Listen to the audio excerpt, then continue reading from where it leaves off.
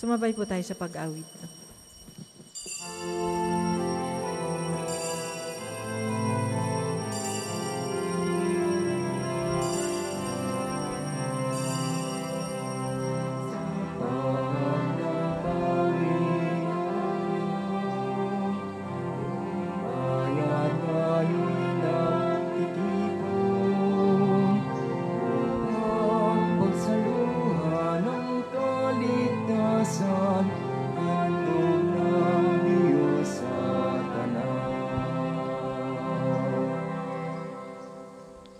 Sa ngalan ng Ama, at ang Anak, at ang Espiritu Santo. Amen. Sumainyo ang Panginoon. At sumainyo rin.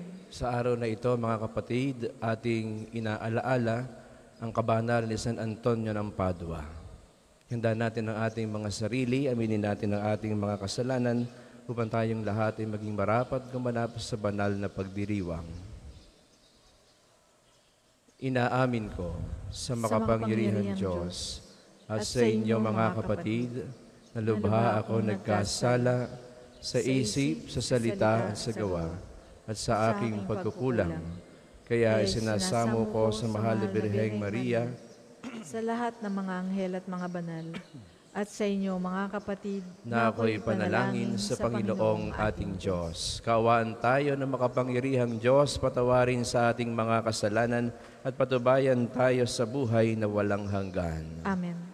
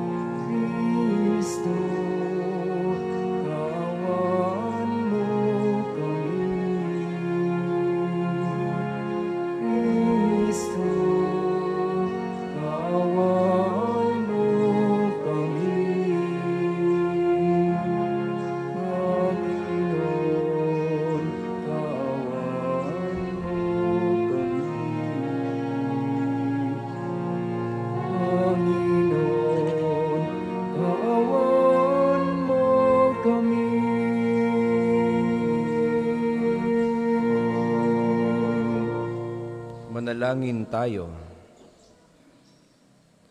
Ama naming makapangyarihan, ibinigay sa iyong sambayanan si San Antonio bilang mahusay na tagapangaral at tagapanalangin para sa mga pangangailangan.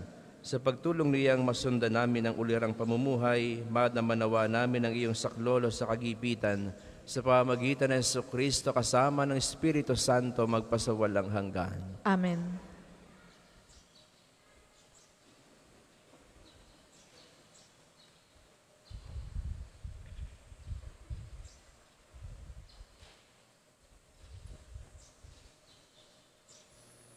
Pagbasa mula sa unang aklat ng mga hari.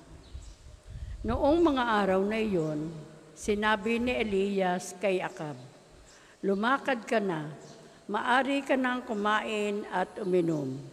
Narinig ko na ang lagunos ng ulan."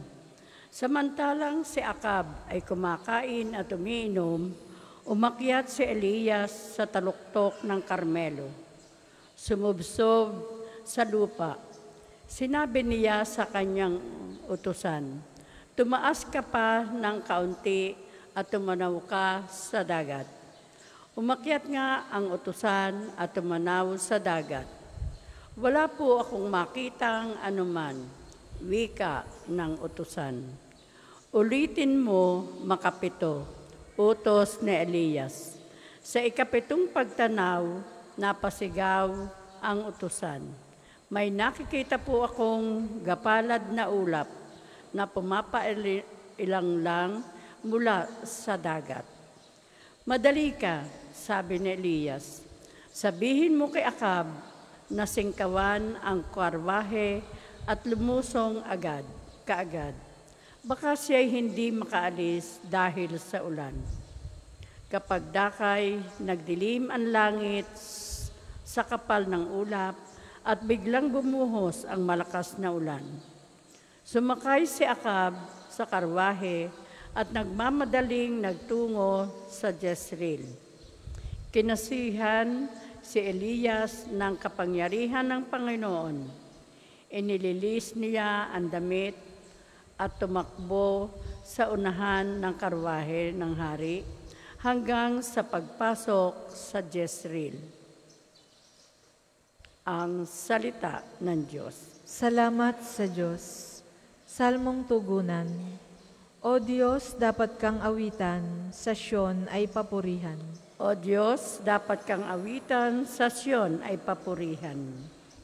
Umuulan sa lupain, ganito mo kinalinga. Umuunlad ang lupa't tumataba yaong lupa. Patuloy na umaagos ang bigay mong mga batis. Sa halamang nasa lupa ay ito ang dumidilig. Ganito ang ginawa mo na hindi mo ikinait. O Diyos, dapat kang awitan, sa Siyon ay papurihan. Sa binungkal na bukirin, ang ulan ay masagana, ang bukirin ay matubig at palaging basang-basa. Sa banayad na tag-ulan ay lumambot yaong lupa, kaya naman patatanim ay malago at sariwa. O Diyos, dapat kang awitan, sa Siyon ay papurihan. Nag-aani ng marami sa tulong mong ginagawa, at saan man magpunta kay masaganang masagana. Ang pasturay punong-puno ng matabang mga kawan, naghahari yaong galak sa lahat ng kaburulan. O Diyos, dapat kang awitan, sa Siyon ay papurihan. Magsitayo po ang lahat.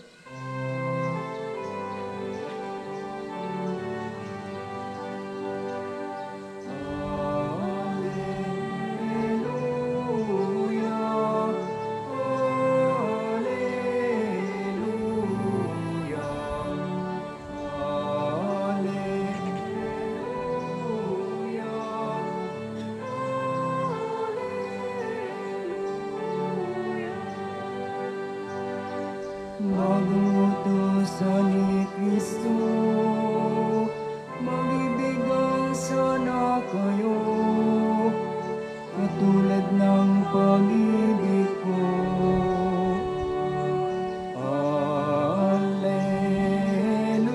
Alleluia, Alleluia,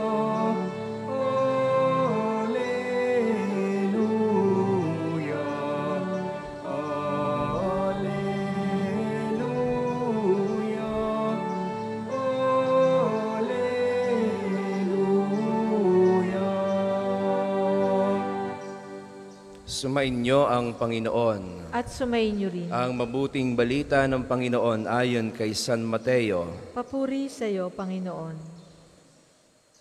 Noong panahong iyon, sinabi ni Jesus sa kanyang mga alagad, "Sinasabi ko sa inyo, kung ang pagsunod ninyo sa kalooban ng Diyos ay tulad lamang ng pagsunod ng mga eskriba at mga pariseyo, hindi kayo makakapasok sa kaharian ng Diyos. Narinig ninyo na noong unay iniutos sa mga tao, huwag kang papatay. Ang sinumang makamatay ay mananagot sa hukuman. Ngunit ngayon sinasabi ko sa inyo, ang mapuot sa kanyang kapatid ay mananagot sa hukuman. Ang humamak sa kanyang kapatid ay mananagot sa Sanhedrin. At sinumang magsabi sa kanyang kapatid, ulol ka, ay mapapasaapoy ng impyerno. Kaya't kung naghahandog ka sa Diyos at maalala mo na may sama ng loob sa iyo ang kapatid mo, iwan mo muna ang iyong handog sa harap ng dambana at makipagkasundo ka sa Kanya. Saka ka magbalik at maghandog sa Diyos. Kung may magsakdal laban sa iyo sa hukuman, makipag-ayos ka sa Kanya habang may panahon bago Kanya iharap sa hukom. At kung hindi ibibigay ka niya sa hukom, na magbibigay naman sa iyo sa tanod at ikaw ay mabibilanggo. Sinasabi ko sa iyo, hindi ka makalalabas doon hanggat hindi mo nababayaran ang kahuli-hulihang kusing." Mga kapatid, ang mabuting balita ng Panginoon. Pinupuri ka namin, Panginoong Hesukristo. Magandang umaga po sa inyong lahat. Magandang umaga rin po, Father. Maliwanag ang sinasabi ni Jesus sa unang bahagi ng Ebanghelyo na ating napakinggan. Kung ang pagsunod ninyo sa kalooban ng Diyos ay tulad lamang ng pagsunod ng mga eskriba at mga pariseyo, hindi kayo makapapasok sa kaharian ng Diyos. Ano ba ang pagsunod ng isang eskriba at pariseyo na sinasabi ni Jesus? What kind of righteousness is that? Malimit sa pagbabanggaan ni Jesus at ng mga pariseyo, sinasabi niya, mapagpaimbabaw kayo. Yun lagi ang sinasabi niya sa tuwing nakakatunggali niya ang mga eskriba at mga pariseyo. Mapagpaimbabaw kayo. Sa Ingles, ang sabi niya, you hypocrites. Ang salitang ipokrito, galing sa salitang Griego na ipokrites, nang ibig sabihin ay maskara. Isinusuot ng mga aktor sa isang palabas. Kapag ang eksena ay malungkot, magsusuot ng maskarang malungkot. Kapag ang eksena ay galit, magsusuot ng maskara na galit. Ganyan mag-portray ng emosyon sa isang sinaunang palabas. Nagsusuot ng maskara para takpan ang orihinal na emosyon na hindi kayang ipakita ng mukha. Ipokrito ang tawag doon. Sa konteksto ni Jesus, kapag sinabing ipokrito, mga taong pakitang tao, mga taong mapagpanggap. At ang sabi niya, unless you surpass the righteousness of scribes and Pharisees, you cannot enter the kingdom of God. Sasabihin naman ninyo, hindi ba, Father, mas mainam na magpanggap na mabuti kaysa ipakita ko yung totoong ugali na masama? Masungit kasi ako, madamot kasi ako, masama kasi ang ugali ko. Sa halip na ipakita ko yun sa mga tao, di paminsan-minsan ako yung magsisimba.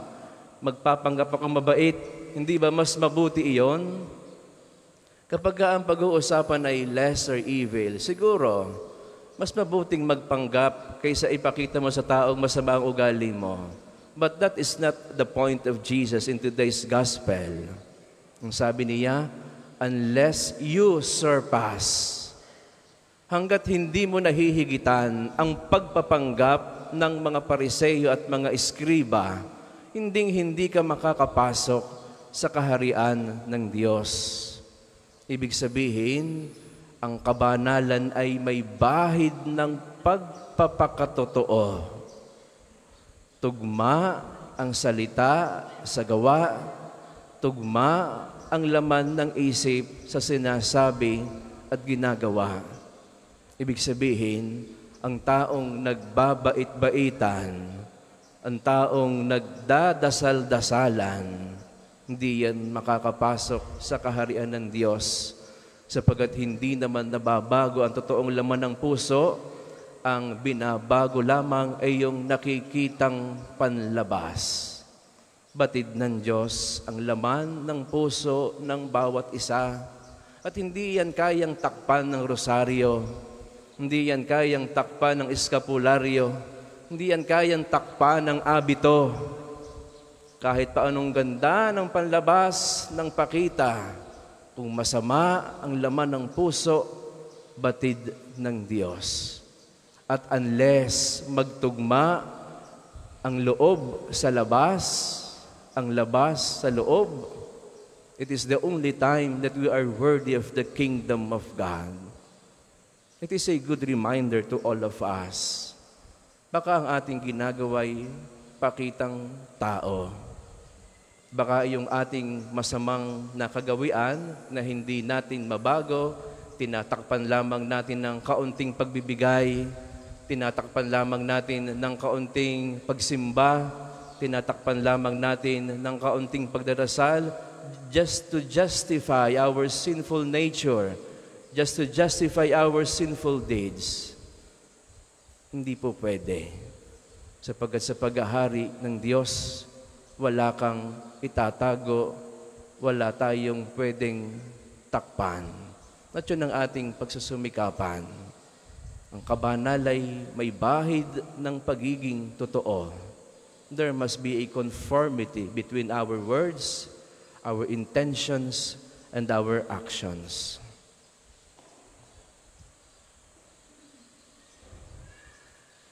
Para po sa mga maghahandog ng sobre, pakihulog na lamang po sa buslo.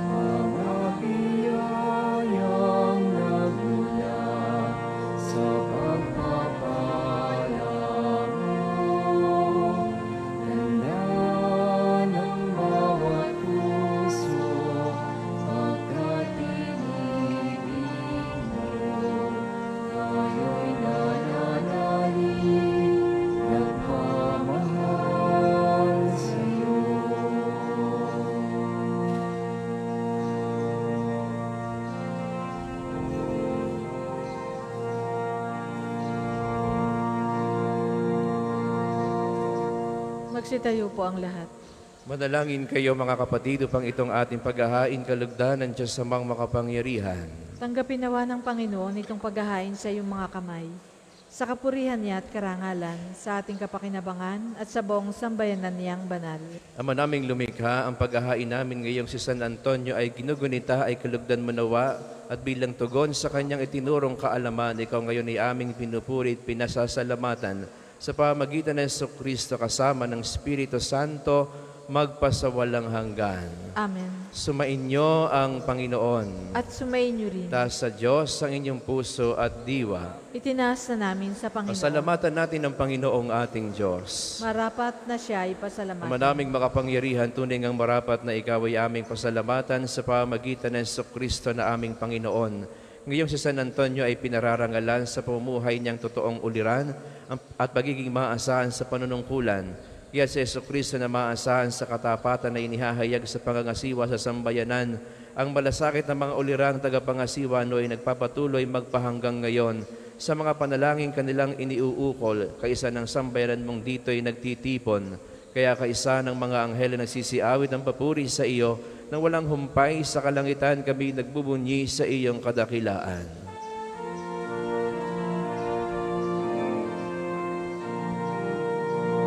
Santo, Santo, Santo, Panginoong Diyos ng mga hukbo, napupuno ang langit at lupa ng kadakilaan mo.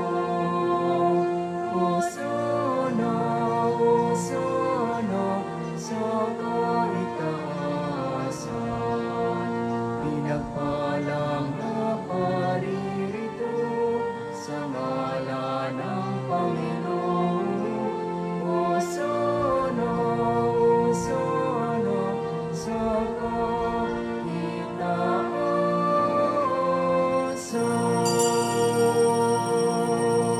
Kung hindi po kayang lumuhod, manatili pong nakatayo ng may paggalang. Ama naming banal, ikaw ang bukalang tanang kabanalan, kaya't sa pamagitan ng iyong Espiritu gawin mong banal ang mga kaloob na ito upang para sa amin maging katawan at dugo ng aming Panginoong Jesucristo.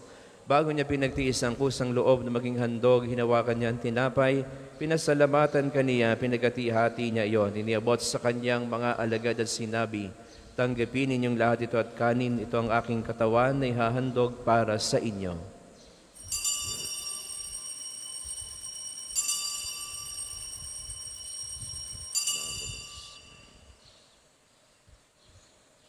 Gayun din naman na matapos ang hapunan, hinawakan niya ang kalis, muli kanyang pinasalamatan. Iniabot niya ang kalis sa kanyang mga alagad at sinabi, tanggapin ninyong lahat ito at inumin, ito ang kalis ng aking dugo, ng bago at walang hanggang tipan. Ang aking dugo na ibubuhos para sa inyo at para sa lahat, sa kapagpapatawad ng mga kasalanan, gawin ninyo ito sa pag-alaala sa akin.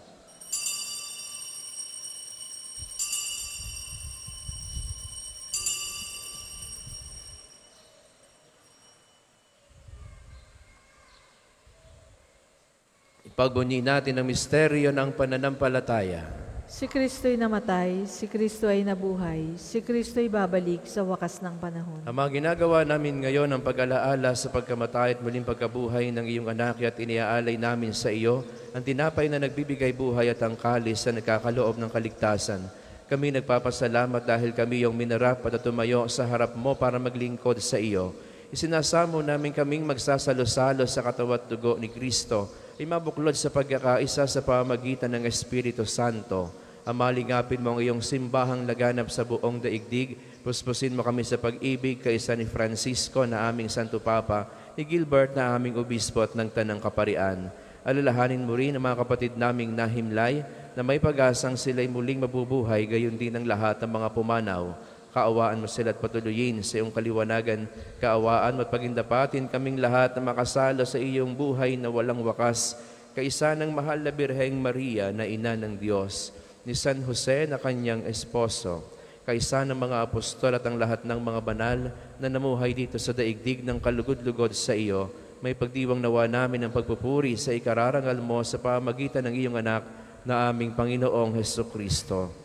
Sa pamagitan ni Kristo, kasama niya at sa Kanya, ang lahat ng parangal at papuri ay sa iyo, Diyos amang makapangyarihan, kasama ng Espiritu Santo, magpasawalang hanggan. Amen.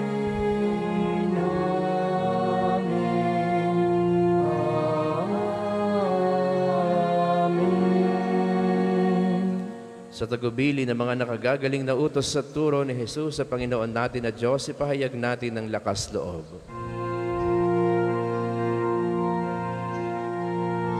Ama namin, sumasalangit ka, sambahin ang ngalan mo, mapasa ang kaharian mo, sundin ang loob mo, dito sa lupa para nang sa langit. Bigyan mo kami ngayon ng aming kakanin sa araw-araw, at patawarin mo kami sa aming mga sala, para ng pagpapatawad namin sa nakakasala sa amin, at huwag mo kaming ipahintulot sa tukso, at iadya mo kami sa lahat ng masama. Hinihiling namin kami iadya sa lahat ng masama, pagkalooban ng kapayapaan, araw-araw iligtas sa kasalan at ilayo sa lahat ng kapahamakan. Samantalang aming pinananabikan ang dakilang araw ng pagpapahayag ng tagapagligtas naming si Jesucristo. Sapagkat iyo ang kaharian at ang kapangyarihan at ang kapurihan magpakailanman. Amen. Panginoong Jesucristo, sinabi mo sa iyong mga apostol, kapayapaan ang iniiwan ko sa inyo, ang aking kapayapaan ang binibigay ko sa inyo. Tunghayan mo ang aming pananampalataya at huwag ang aming pagkakasala. Pagkalooban mo kami ng kapayapaan at pagkakaisa, ayon sa iyong kalooban, kasama ng Espiritu Santo, magpasawalang hanggan. Amen. Ang kapayapaan ng Panginoon naway laging sumainyo. At sumainyo rin. Bigayan tayo ng kapayapaan sa isa't isa. Peace be with you.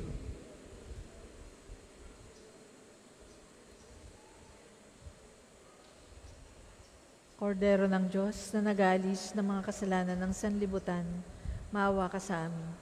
Kordero ng Diyos na nag-aalis ng mga kasalanan ng sanlibutan, maawa ka sa amin. Kordero ng Diyos na nag-aalis ng mga kasalanan ng sanlibutan, ipagkaloob mo sa amin ang kapayapaan. Kung hindi po kayang lumuhod, manatili pong nakatayo ng may paggalang. Mga kapatid, narito ang ating Panginoong Jesucristo, ang Kordero ng Diyos na nag-aalis ng mga kasalanan ng sanlibutan. Mapapalad tayong mga inaanyayahan upang makisalo sa kanyang banal na piging. Panginoon, hindi ako karapat-dapat na magpatuloy sa iyo. Ngunit sa isang salita mo lamang ay gagaling na ako.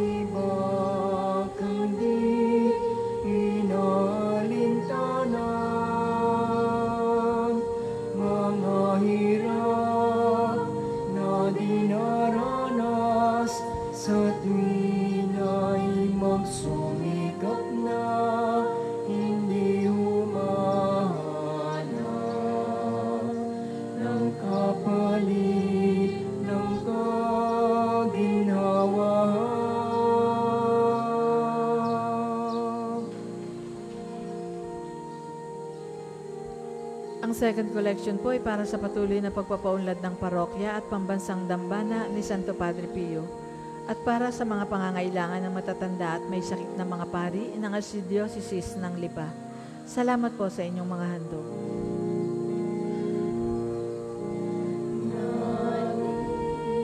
Naghihintay, kundi ang aking mabatid na ang loob mo'y siyang sinusundan.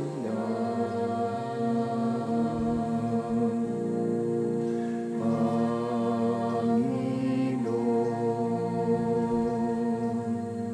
turuan mo akong maging bukas palad. Turuan mo akong maglingkod sa iyo, na magbigay ng ngayon sa nararapat, na walang hinihintay mula sa'yo.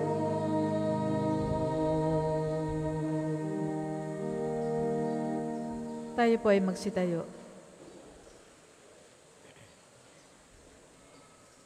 Manalangin tayo.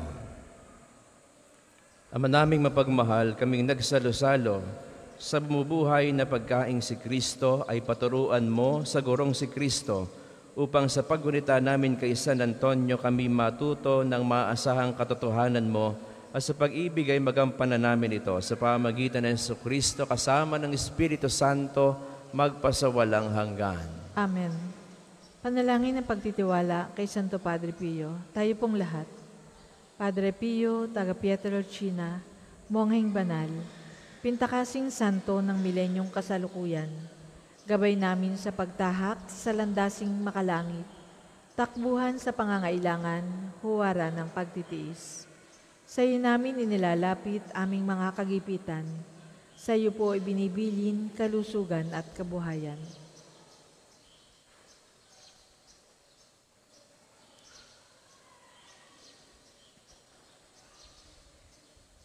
Di man karapat-dapat, kami po ay pagbigyan, bendisyonan at basbasan maging ganap sa buhay. Lumayo nawa kami umiwas sa kasalanan. Lumapit lagi sa Diyos, maging matatag at matibay. Sa mabuting balita ng pagliligtas, turuan mo kami nawa. Sa tuwina ay makinig, magnilay at sumampalataya. Amin pong pakiusap itong mga kahilingan. Puso ay nagsisisi, nagtitikang taimtiman. Di na muling magkasala, sunod lagi sa Diyos Amang, kaysa ng Espiritu at ni Jesus na tagapamagitan. Amen. Magsiupo muna po ang lahat para sa mga patalastas. Una, sa inyong pagdalaw sa pambansang dambana, mangyaring pakaingatan ang inyong mga personal na gamit. Hangad namin ang isang matiwasay at maayos na pagbisita sa National Shrine. Ikalawa, sa pagnanais nating palawakin ang dokumentasyon at datos ng mga pilgrims and devotees na bumibisita sa pambansang dambana. Kami po ay nag-aanyaya sa inyong lahat na makilahok sa ginagawang pagkalap ng impormasyon na makakatulong sa pagpapaunlad ng ating turismong pangsimbahan. Makikisuyo po kami na paki-scan ang QR code na inyong makikita sa paligid ng simbahan at pakikumpleto ng mga impormasyong kinakailangan. Makakaasa po kayo sa aming pag-iingat ng private information na inyong ibabahagi bilang pagsunod sa batas ng Data Privacy Act of 2012. Ang inyong pakikisa ay malaking tulong at susi sa tagumpay ng proyektong ito. Panalangin tayo. O Panginoong Diyos, Ikaw ang bukal at simula ng lahat ng pagpapala at biyaya. Ibuhos mo iyong bendisyon sa mga imahen, rosaryo, larawan at mga kasangkapan sa pananalangin na nagpapaalaala ng iyong kabutihan at kabanal at pagmamahal sa aming lahat, upang ang lahat ng dumulog at pagdasal sa pamamagitan ng mga ito ay magtamo ng iyong awa at biyaya. Loobin mong tularan namin ang kabanal at aral ng Panginoon at ng mga santo. Amen. Ama namin, sumasalangit ka, sambahin ang ngalan mo. Mapasa amin ang kaharian mo. Sundin ang loob mo dito sa lupa para nang sa langit. Bigyan mo kami ngayon ng aming kakanin sa araw-araw at patawarin mo kami sa aming mga sala para nang pagpapatawad namin sa nakakasala sa amin. At huwag mo kaming ipahintulot sa tukso at ihadyang mo kami sa lahat ng masama. Amen. Aba, Ginoong Maria, napupuno ka ng grasya. Ang Panginoong Diyos ay sumasa iyo. Bukod kang pinagpala sa babaeng lahat, at pinagpala naman ang iyong anak na si Jesus.